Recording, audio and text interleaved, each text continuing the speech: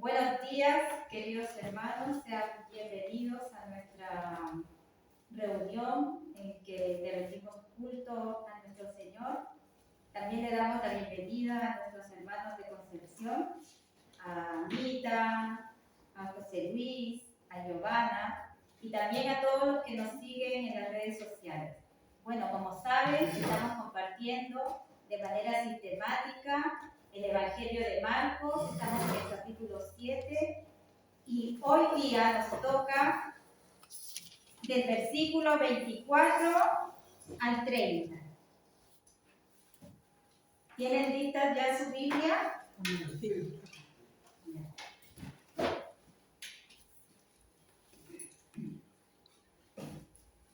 Nos ponemos de pie en reverencia a la palabra.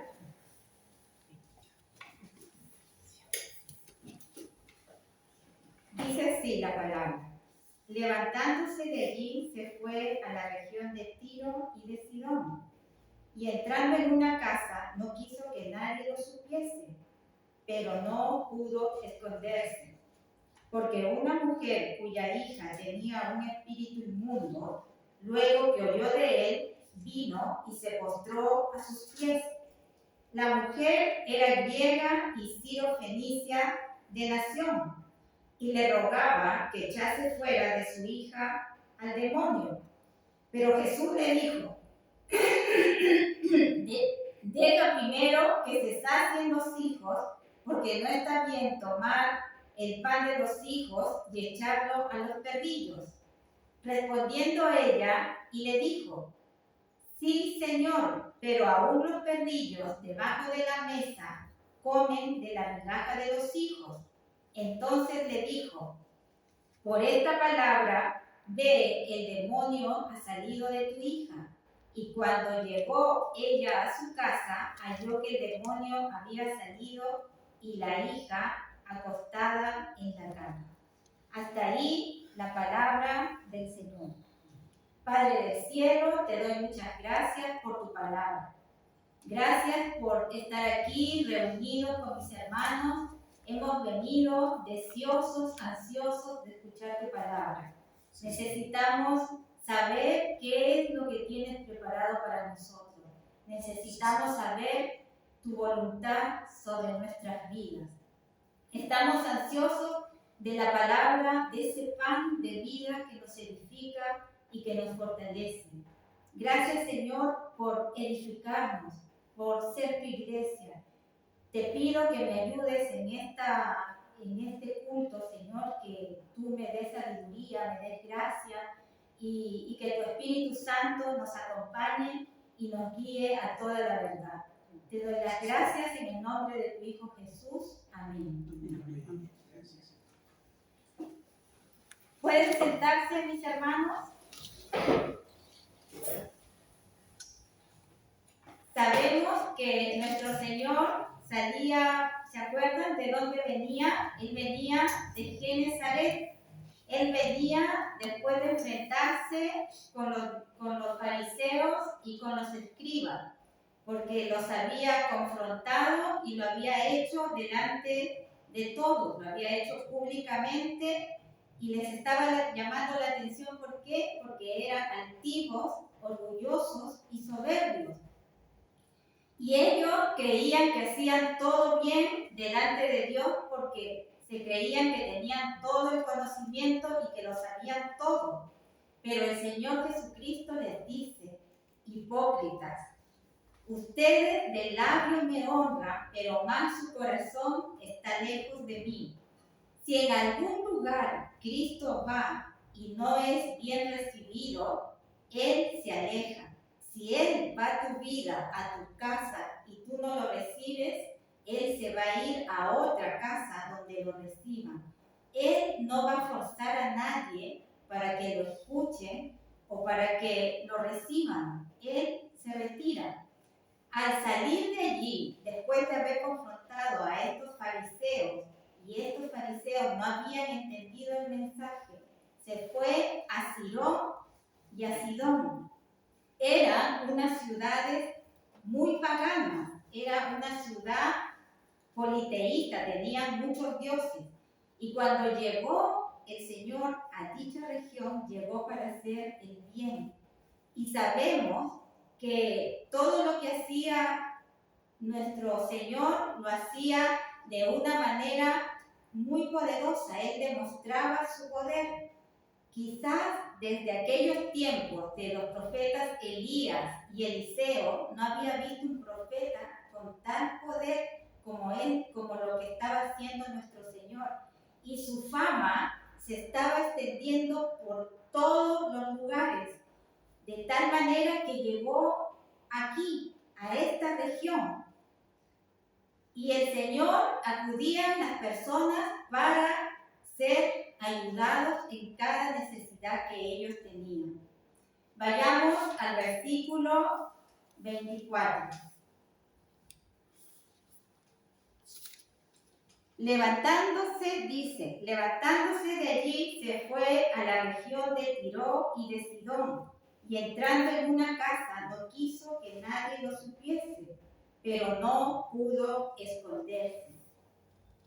Entonces él se retiró de esta región de Genesaret. ¿Por qué? Porque los fariseos y los escribas no habían entendido su mensaje. Se retiró de esta zona y se fue a los gentiles y a esta región pagana. Sabemos que el Mesías llegó primero a dar su mensaje ¿a dónde? A su pueblo. ¿Pero qué es lo que hicieron estos fariseos? ¿Lo escucharon? No, ¿no es cierto? ¿Siguieron sus enseñanzas? Tampoco. Entonces, debido a esto, ellos lo rechazaron y se fue, y los judíos fueron tan insolentes con nuestro Señor que incluso le llegaron a decir que todo lo que él hacía era por obra de Satanás. Le estaban atribuyendo todo lo que hacía nuestro Señor a Satanás. ¿Y cómo se llamaba eso? ¿Cómo lo llamábamos? ¿Se acuerdan? Eso era la blasfemia contra el Espíritu Santo. Y el Señor les dijo que eso no lo iba a pasar por alto y lo condenaba. Eso era una aberración muy, muy grande. Entonces, vemos dos polos opuestos. Vamos a ver aquí a los fariseos y a los escribas que eran muy estudiosos, tenían mucho conocimiento, eran de élite, ¿se acuerdan que eran muy bien vestidos, muy elegantes? Y por otro lado, pero eran todo esto, pero eran orgullosos, eran soberbios y no reconocían que ellos estaban en error, no querían reconocer su error, les faltaba la humildad. ¿Se acuerdan? Y por el otro polo vamos a ver, por el otro lado vamos a ver una mujer sirofenicia que esa ciudad pertenecía a la región de Canaán. Y esta mujer pagana, gentil, mostró humildad, mostró, a pesar de que ella no tenía tanto conocimiento, no era tan espiritual, no era tan religiosa, pero tenía esa capacidad para humillarse, tenía esa capacidad para reconocer que necesitaba de la presencia de nuestro Señor. ¿Y qué es lo que hace Dios cuando ve estos dos polos opuestos? El Señor al soberbio, al orgulloso, lo ve de lejos. ¿Y a quién escucha? A los humildes, ¿no es cierto? Al humilde lo acepta. Entonces, el Señor sale de esta región, de Genesaret, y se va a la ciudad de Tiro y de Sidón, una ciudad pagana. ¿Y quiénes son los gentiles? Los gentiles son aquellos que no son judíos, que no pertenecen al pueblo de Israel. Somos también nosotros. Estas ciudades tienen bastante trasfondo bíblico y están asociados al juicio de Dios. ¿Por qué? Porque son parte de la región de Canaán. Vamos a ver un poquito la historia y nos vamos a mover en el Antiguo Testamento. Vamos a entrar a una ventana en el pasado y les invito para entender desde dónde empieza el juicio sobre estos pueblos. Nos vamos a ir al Génesis. Vayamos al Génesis.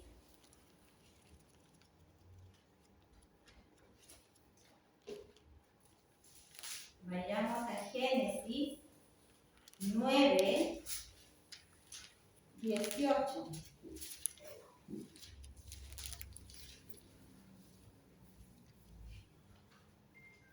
Génesis 9, 18. Dice: y los hijos de Noé que salieron del arca fueron Sem, Cam y Jafet. Y Cam es el padre de Canaán. ¿Cómo empieza estos juicios? Empieza por el pecado de uno de estos hijos de Noé.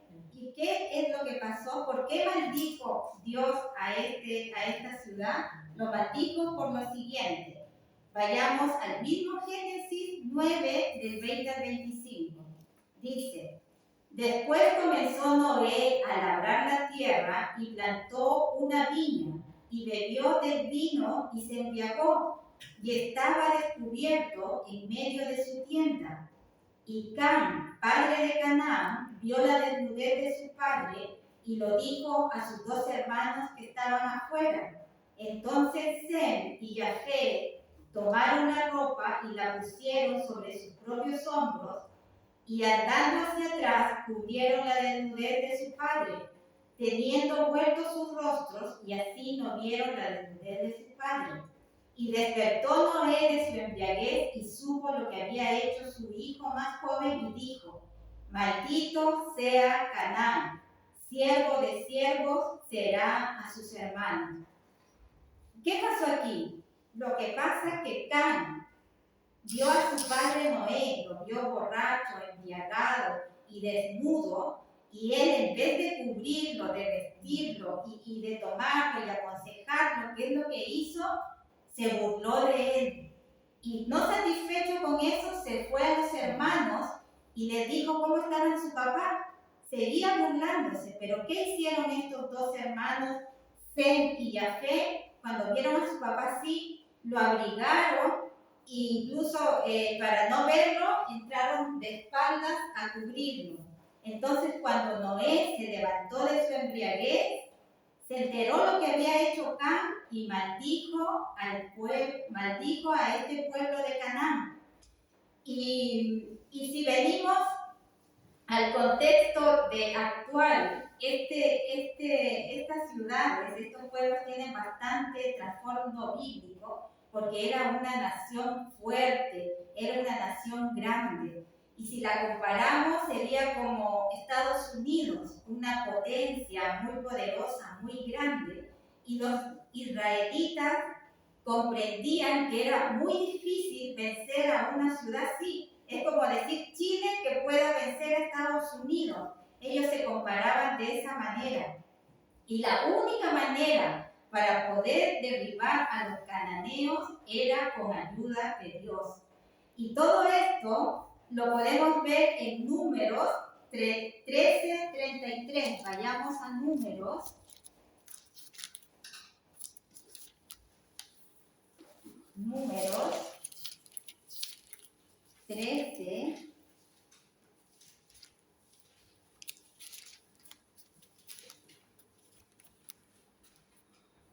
¿Lo tiene? Sí. Dice: sí. También vimos allí gigantes, hijos de Aná, raza de los gigantes, y éramos nosotros, a nuestro parecer, como langostas, y así les parecíamos a ellos. ¿Vieron cómo ellos se comparaban? Esta región se caracterizaba porque habían gigantes, y eran gigantes, poderosos, fornidos, y ellos se comparaban con el tamaño de unas langostas.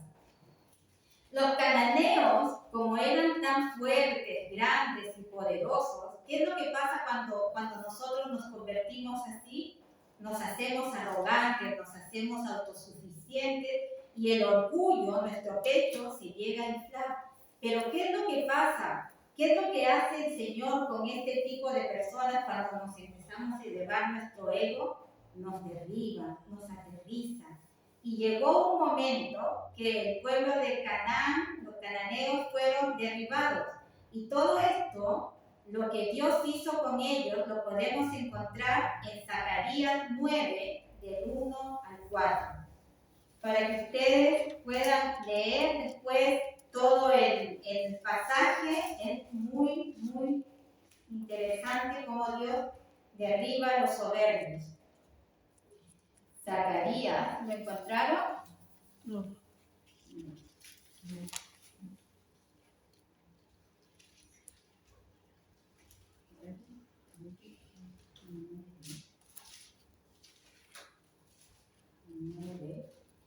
La profecía de la palabra de Jehová está contra la tierra de Adrak y sobre Damasco, porque a Jehová deben mirar los ojos de los hombres y de todas las tribus de Israel. También Amad será comprendida en el territorio de este.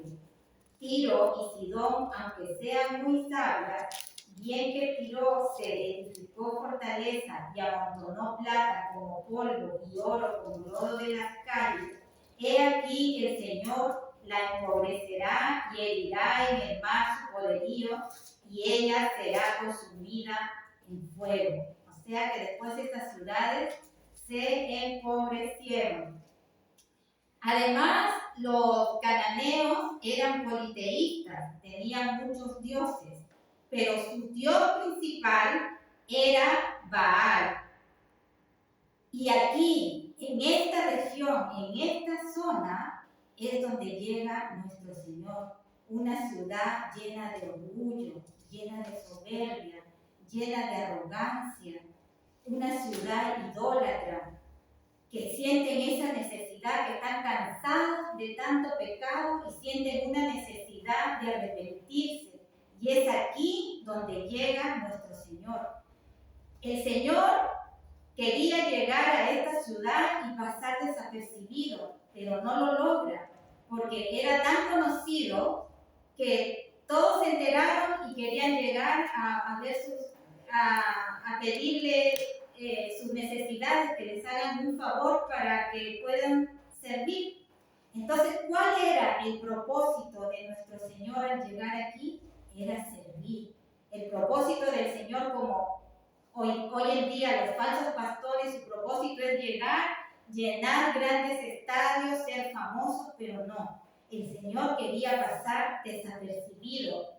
Y es así como se ve la humildad de nuestro Padre, de nuestro Señor Jesucristo, ¿no es cierto? Entonces Él venía a servir a los necesitados. Ahora vayamos al versículo 25. Y este versículo vemos cuando vemos en la parte de arriba del texto principal, vemos Mateo 15, 21, 28. Este es un versículo paralelo, y para poder entender mejor este versículo vamos a ir también a Mateo 15, del 22 al 24. Vayamos a Mateo 15.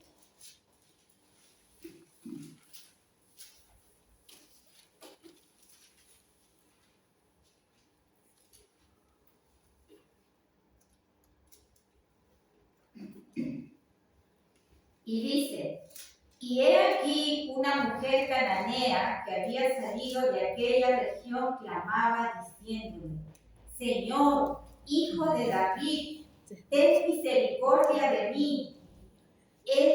Mi hija es gravemente atormentada por un demonio. Pero Jesús no le respondió palabra. Entonces, acercándose sus discípulos, le rogaron diciendo: despídela, pues da voces tras nosotros. Él respondiendo dijo: no soy enviado sino a las ovejas perdidas de la casa de Israel. En este versículo vamos a ver que esta mujer tiene todas las características características para ser rechazada. Por eso los discípulos le rogaban, y me llamó aquí la atención que le decían: Señor, despídela. En vez de atenderla, le decían: despídela. ¿Y cuáles eran esas características por lo que los discípulos le decían eso? En primer lugar, porque era mujer. ¿Y cómo era la mujer en el tiempo de nuestro Señor Jesucristo? Era menospreciada, era poco valorada, no tenía voz y no tenía voto. Solo era relegada a las labores domésticas, y cuando ella hablaba o quería enseñar algo, tenía que callar ante la voz. Si el marido hablaba, tenía que quedarse callada. El hombre tenía el control absoluto de la mujer. Pero ¿qué es lo que hace el Señor Jesucristo cuando llega? Él le devuelve la dignidad a la mujer. Empieza a respaldar su trabajo, le empieza a considerar. Y en muchos pasajes Él empieza a intervenir a favor de ella. ¿Se acuerdan cuando vimos la mujer adúltera? Cómo el Señor la protegió de que sea apedreada. ¿Y qué es lo que hicieron los fariseos y estos religiosos? Tiraron la piedra. Y cómo el Señor respaldó, la apoyó y la consideró digna. Tal es así que las mujeres se sentían tan valoradas por nuestro Señor que el ministerio del Señor Jesucristo está sostenido por mujeres piadosas que aman a Dios, que aman su obra. Podemos decir que estas conductas fueron heredadas hasta el día de hoy de manera extrema, como lo vemos en los talibanes. Vemos por las noticias cómo tratan a las mujeres. Son sumamente sumisas, no pueden pintarse, no pueden vestirse. Incluso vi una noticia que les habían cerrado los salones de belleza, o sea, totalmente sumida ante el marido. Entonces nosotros no debemos ser como estos discípulos, porque a veces cuando vemos a entrar a una persona, empezamos a hacer juicio, a condenarla solo por lo que representa. No debemos ser como ellos. Quizás en ese momento, cuando estaban los discípulos, todavía no eran lo suficientemente maduros para entender de que ellos no podían hacer acepción de personas. Estaban en un proceso. Es así, cuando llega una persona y la vemos, debemos tener paciencia para poder ver en ella los frutos del Espíritu. No es algo que se obtiene de la noche a la mañana. No debemos condenar a las personas por sus apariencias. Debemos ver más allá de eso, de la apariencia. Debemos ver que esa vida puede ser transformada. ¿Estamos teniendo esas actitudes con nuestro prójimo? ¿Estamos teniendo esas actitudes hasta con nuestros hermanos? Muy buena palabra, muy buena pregunta para poder examinarnos. Aparte, otra característica que tenía esta mujer era que venía de una ciudad pagana, venía de una ciudad politeísta y que tenía muchos dioses. Pero también, como guinda de la torta, podemos observar que su casa estaba convivía con demonios, porque ella vino porque su hija tenía demonios. Entonces, todas estas características hicieron que sea una mujer que tenía todo en su contra, no tenía nada a su favor. Ahora vayamos al versículo 26.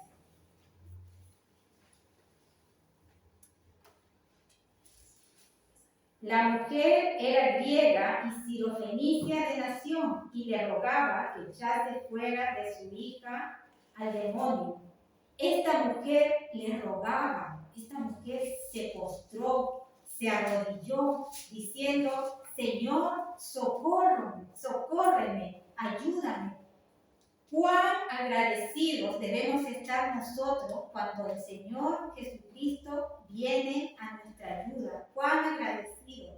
Sufrir una grave enfermedad resulta ser muy tormentoso. Sufrir una enfermedad producto de un demonio debe ser mayor todavía. Y aún más cuando se trata de una hija. Debe ser aún más doloroso. La angustia y la necesidad que lleva a esta mujer cananea a humillarse, a suplicarle a nuestro Señor, esa misma actitud debemos tener nosotros, con ese ímpetu. Debemos venir al Señor y pedir y rogar por nuestros hijos, en buscar a Dios cada día. Ella fue humilde. Ella, cuando llegó al Señor, no le exigió ningún derecho. No le dijo: bueno, tú que dices ser el rey Mesías, ven y demuéstrame tu poder. No, ella no fue así. Ella fue humilde. Ella no decretó, no declaró, no dijo hecho está, no se dirigió al Señor de esa manera. Ella le dijo: por favor, ayúdame, socórrome. Ahora vamos al versículo 27 y 28. Pero Jesús le dijo: deja primero que se sacien los hijos, porque no está bien tomar el pan de los hijos y echarlo a los perrillos. Respondiendo ella, y le dijo: sí, Señor, pero aún los perrillos debajo de la mesa comen de la migaja de los hijos. Pero Jesús, aquí vemos, no le respondió palabra. No es que no lo oyera. Dios siempre escucha a todos los que vienen y claman a Él. A veces Dios prueba nuestra fe. A veces Dios no responde a nuestras oraciones de manera inmediata. El Señor nos hace esperar, ¿para qué? Para pulir nuestra fe, para hacernos más dependientes de Él. Cuando pasamos por dificultades es cuando Dios empieza a glorificar. Yo los invito a que vayamos, para entender un poquito a lo que me estoy refiriendo. Vamos a 1 de Pedro 1:7. 1 de Pedro 1:7.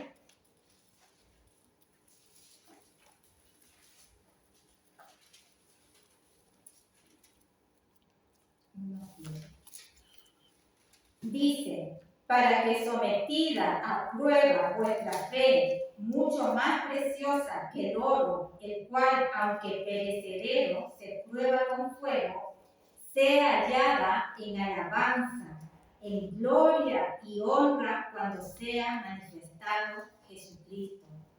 La fe es más hermosa, como decía la hermana Helen, lo que predicó hoy día el pastor Nicolás, que la fe se ve más hermosa, se ve más que se nota cuando estamos pasando por aflicción, cuando estamos pasando por prueba. Es ahí donde nuestra fe es refinada, y es refinada como el oro. ¿Qué es lo que hacen los metalúrgicos con el oro? Lo pasan por distintas pruebas, y al final, ¿qué es lo que obtiene? Un metal muy precioso. Y esa es una comparación que está haciendo nuestro Señor. Cuando somos probados, nos convertimos en nuestra fe se hace más preciosa. Y cuando se hace más preciosa, damos mayor alabanza, mayor honra y gloria a nuestro Señor. Lo glorificamos más. Ella no solo soportó la prueba, sino que la usó como argumento a su favor. Debiéramos estar dispuestos a humillarnos, como lo hizo esta mujer, delante de su presencia. ¿Para qué? Para conseguir misericordia. ¿Y qué es misericordia? Es el regalo sin merecerlo. Es recibir algo y no lo merecemos. Eso es lo que debemos obtener del Señor misericordia, algo que no somos dignos de recibirlo.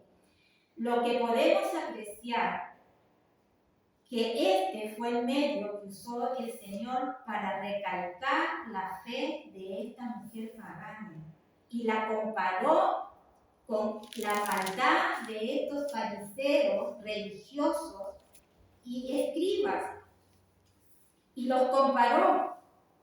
Vio la humildad que había en ella y vio también el corazón duro, el corazón rebelde de estos judíos. Y quizás yo analizando decía, probó esta fe, la hizo esperar porque no contestó de inmediato su oración. ¿Para qué? Para resaltarlo. Por eso él termina exaltando su fe, exaltando su paciencia, porque fue humilde. ¿Cómo te hubieras puesto tú si el Señor te hubiera hecho esto? Parece que el Señor no fue muy agradable cuando le dijo, deja primero que se sacien los hijos, porque no está bien tomar el pan de los hijos y echarlos a los perrillos. O sea que el Señor le estaba diciendo, primero voy a atender a mis hijos y de lo que sobre le voy a echar a los gentiles. Algo así le estaba diciendo. Esta mujer le seguía implorando, a pesar de que el Señor le había contestado así, él seguía implorando, seguía suplicando misericordia. Ella le decía, aunque no pudiera estar sentada contigo en la mesa, con solo una migaja que cayera de tu pan, será suficiente para que yo alcanzara la bendición. Con solo una migaja. Porque ¿quiénes eran los que estaban sentados en la mesa con el Señor? Era su pueblo, eran los judíos.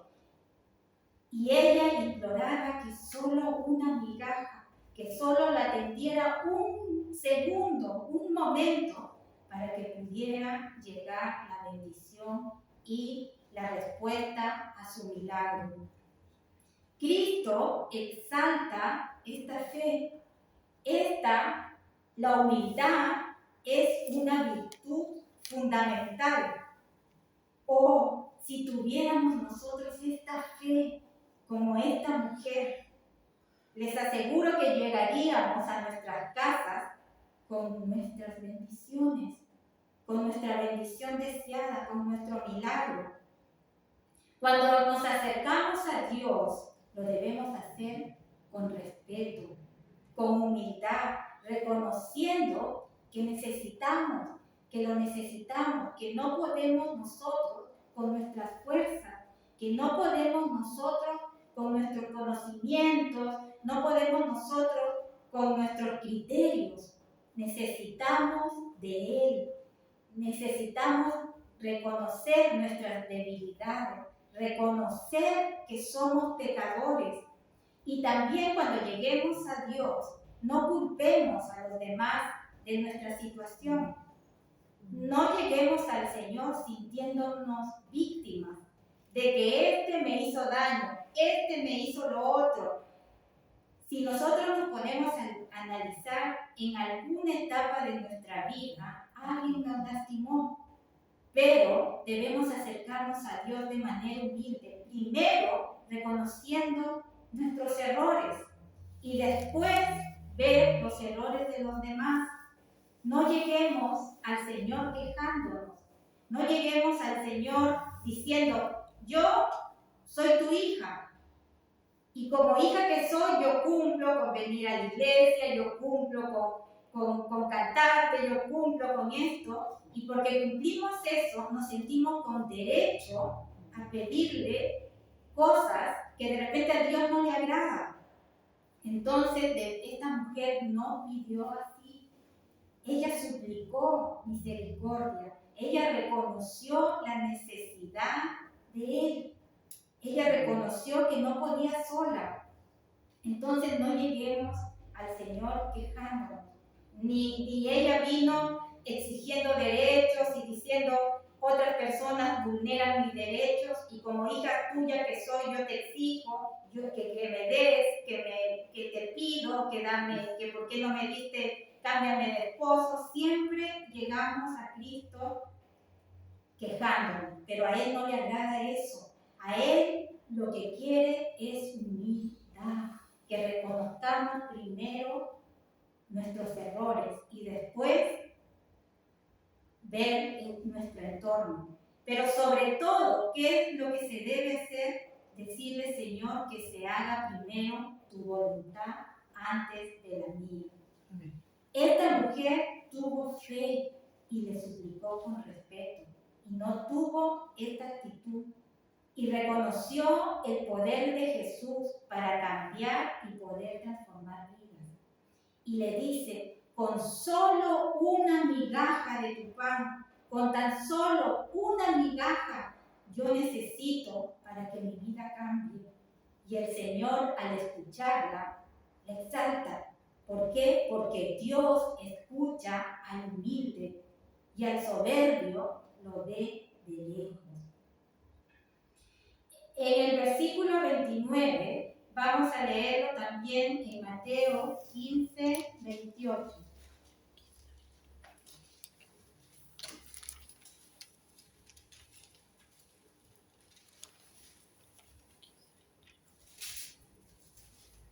Entonces, respondiendo Jesús dijo, oh mujer, grande es tu fe, hágase contigo como quieres. Y su hija fue sanada desde aquella hora. La fe que tuvo esta mujer es la fe que salva. Ella, a pesar de que el Señor no fue muy diligente, muy agradable en su respuesta, ella seguía insistiendo. Ella supo esperar a pesar que el Señor la llevó a un extremo.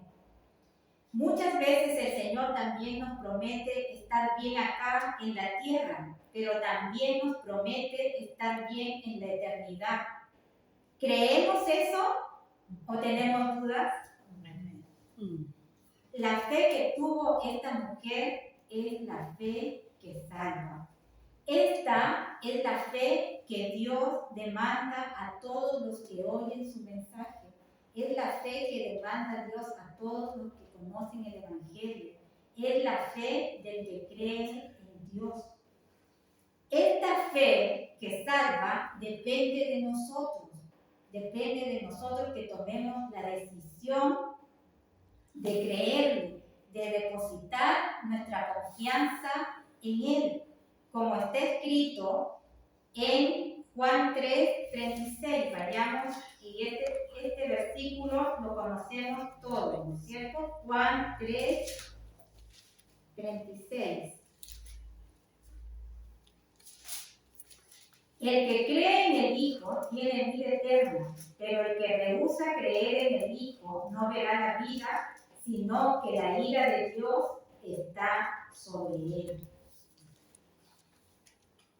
Este pasaje nos demuestra con claridad que el mundo puede creer o rehusar hacerlo.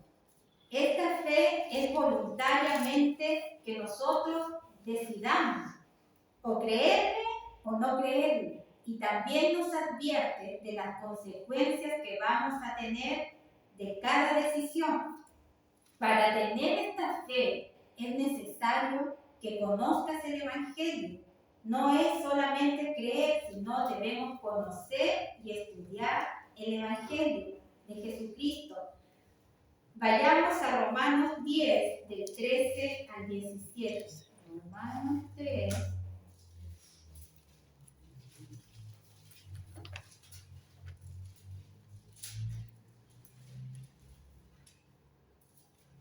Romanos 3, del 13.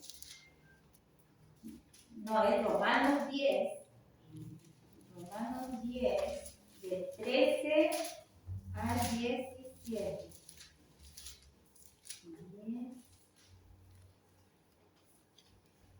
Porque todo aquel que invocare el nombre del Señor será salvo. ¿Cómo pues invocarán a aquel en el cual no han creído? ¿Y cómo creerán en aquel de quien no han oído? ¿Y cómo oirán sin haber quien les predique? ¿Y cómo predicarán si no fueren enviados?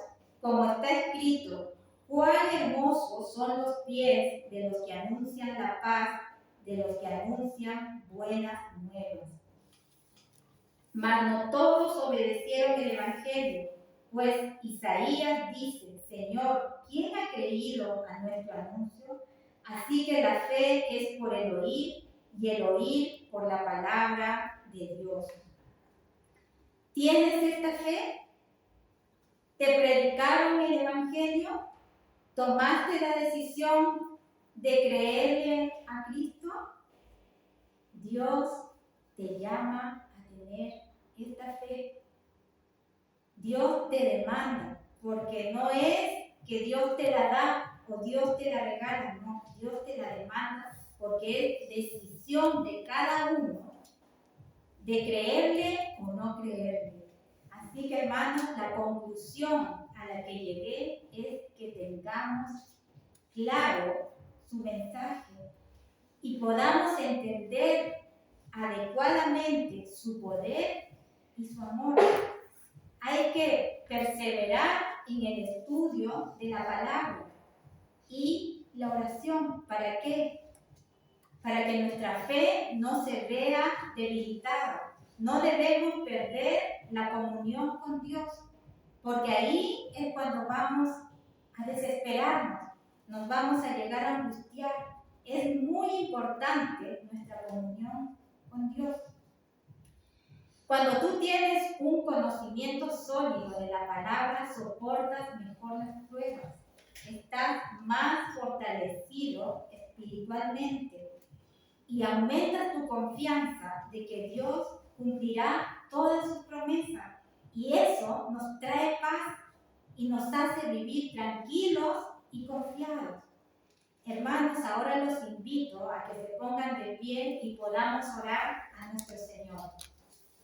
Primero, pidámosle para que abandonemos esas conductas orgullosas de creernos que somos dignos de reclamar nuestros derechos. Pidámosle a Dios humildad para poder humillarnos y decir, Señor, te necesitamos. Necesitamos de tu presencia porque somos indignos de ti. Como hizo esta mujer cananea que se humilló ante un maestro judío, siendo ella una mujer pagana. Pidamos a Dios para que nos ayude a aumentar nuestra fe, para que podamos vencer de manera más fácil las pruebas. Te pedimos, también pidamos al Señor que nos edifique cada día más para poder ser testimonio y para que Él vea también en nosotros que nuestra fe fue probada, que fuimos pasados por fuego, para que podamos glorificar su nombre. No sé si 1 o 2, 3 personas quieran orar al Señor. Padre Santo, te doy gracias, Señor, por la palabra expuesta en esta mañana. Ayúdanos, Señor, a parecerme un poco a esta mujer cananea, Señor, y ser más humilde, Señor, y que nuestra fe en las aflicciones, Señor, sea más fuerte y más firme en ti, Señor, sabiendo que tú nos rescatas, Señor. Ayúdanos a no bajar, Señor, sino mantenernos firmes en ti. Te lo pido por mí y por todos mis hermanos, Señor. Gracias te doy por la palabra expuesta por nuestra hermana Eliseo. En el nombre de Jesús. Amén. Padre eterno, te damos las gracias, Señor, por esta palabra, por este tremendo ejemplo, Señor, de esta mujer, Señor, que se acercó a ti, Señor, primero creyendo y en humildad, Señor. Y a pesar, Señor, de que era rechazada, Señor, por esa sociedad, Señor, en ese tiempo, ella tuvo el valor para acercarse, Señor, y pedirle al Señor que hiciera un milagro en su hija, Señor. Gracias, Señor, que podamos tener siempre esta actitud, esta conducta, Señor. Dios mío, que nunca, Señor, nos sintamos, Señor, más que los otros, Señor, o más que nuestros hermanos, sino que siempre, Dios mío, aprendamos cada día a servir, Señor, a los demás. Gracias, Señor, por este hermoso ejemplo de la vida de esta mujer, Señor, y cómo tú le diste ese milagro, Señor, porque ella se acercó con fe y con humildad, Señor. Te lo pedimos en el nombre de Jesús, Señor. Te pedimos por nuestras familias, por nuestros hijos, Señor, que en algún momento también ellos puedan acercarse a ti, Señor, y puedan conocerte. Amén. Amén. ¿Alguien más quiere orar? Gracias. Señor, te doy gracias por el mensaje que nos diste, que nos edifica, que nos hace crecer para aumentar nuestra fe. Gracias por tus enseñanzas, que son lámpara a nuestros pies. Sabemos que tú siempre quieres lo mejor para tus hijos, y lo mejor es obedecerte. Lo mejor es obedecerte, pero bajo tus conocimientos y no bajo los nuestros. Te pedimos nos ayudes para ser lo suficiente humildes, para poder mirar con tus ojos, para poder darnos cuenta de nuestros errores, porque nuestro corazón siempre se inclina a ver todo lo malo, Señor. Y primero debemos mirar lo malo que hay en nosotros. Ayúdanos, Señor, a autoexaminarnos. Límpianos, Señor, sácanos toda la maldad. Queremos llegar puros, queremos ser dignos, que nos dignifiques como dignificaste a esta mujer cananea. Sabemos que no somos dignos de tu misericordia, pero la necesitamos para seguir adelante. Haznos cada día más humildes para crecer en amor a ti, Padre. Te damos las gracias en el nombre de tu Hijo Jesús. Amén. Amén. Amén.